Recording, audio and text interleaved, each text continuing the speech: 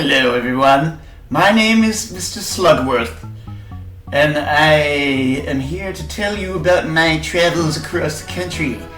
I started in Austin, Texas. I was at the Austin Film Festival, and I saw some really good movies there like Tank Girl and Pulp Fiction. Incredible films at the film festival in Austin, Texas. It's one of my favorite places to go as a slug man, because they had salt, which I love. They had salt all over the popcorn. And you know how slugs feel about popcorn. They love it.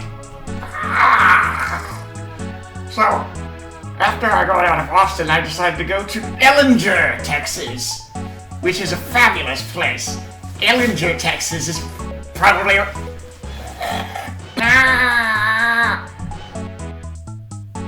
Whenever I go to Ellinger, I'm always amazed by the people there because they have such nice clothes there. So, you know, when I talk, sometimes my eyes bulge out of my mouth, and I say, "Hi, how are you? Hi, how are you?" And they respond enthusiastically. They give their hands to me, they shake their hands with mine, and it's a fine time. They gave me everything I needed. They gave me salt, which I love. And, anyway, when I left Ellinger, I went to H-Town, which is where I was born. My slug mother gave birth to me in a hospital in Houston. And there's a little sign in Houston that says, "Be somebody." So I did. I decided to be a slug man. And that's when I decided to move to Seattle, where I joined the grunge movement with King Buzzo. He said, "Hey, do you want to be in my cool band? It's called the Melvins." And I said, "Yes, I want to be in the Melvins. Can I play bass?" And he said, "Yeah, learn how to play bass." So I did. And Kurt Cobain actually helped me learn the bass before he killed himself. Because he was a bass player before he was into the guitar sound. And that was how I found myself, and I made thousands of dollars playing Melvins shows in the mid-'80s before they were known. That was when Kurt Cobain was a roadie for the Melvins. He was the lowly roadie, but he got paid thousands of dollars as well. But he was just happy to be touring with the famous Melvins.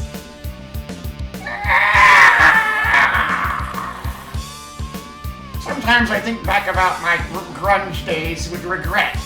But you know, it's better that I did regret those things than not regret them. Because I remember them, and having a memory is such a blessing as a slug. Sometimes slugs don't remember things very well, but the slug remembers everything.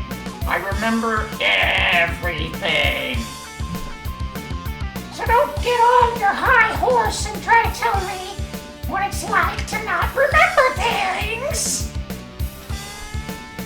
After I got out of the 80s, I decided to enter a new phase in life and join a group of slam poets in Washington, D.C. Slam poetry in D.C. in the 90s. That was my new thing. After I quit the Melvins, I said, "I don't need this. I'm tired of the abuse." But I made enough money so that I could live comfortably in an apartment, in a low-rent apartment in the hood. And I was living there, and I did slam poetry nightly. People said, "Damn, you got some poetry skills, Mr. Slugman." And I did. I had quite skills. I was very, very skilled. And I still am. See, roses are red, violets are blue. I am a slug, and so are you. That's a poem I wrote, and it's a slam poem because I slammed my head on the ground when I said it. That's part of my slug style. It's part of my style. It's part of my style. Live long and slugger. Sluggo.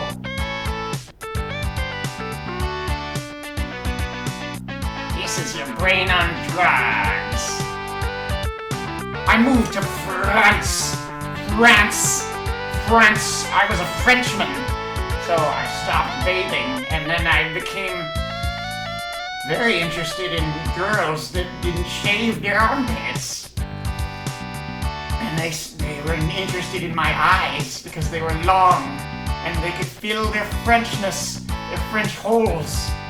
With my eyes. Yes. That was kind of what sex was like in the 2000s, 2005. They'd never felt a slug man before.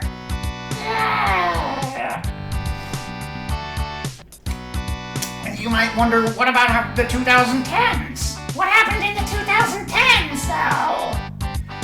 Well, I was living in France, and I became interested in wine. And I said, I want to grow my own grapes and be a wine man. And I was still the jet pilot, but I was also starting my own wine business like Les Claypool. Because I listened to Primus and it blew my mind. Primus was so advanced. And then when I learned that Les Claypool was making his own wine, it blew my mind. And I said, I want to make a snail wine. So I did, and it was hugely successful. It wasn't a cesspool, it was successful. But I call it cesspool wine because I used to read a comic strip called Cesspool Man. And it was about this dirty man, but he liked wine. And that was fine. That's the story of my life. Now I'm retired.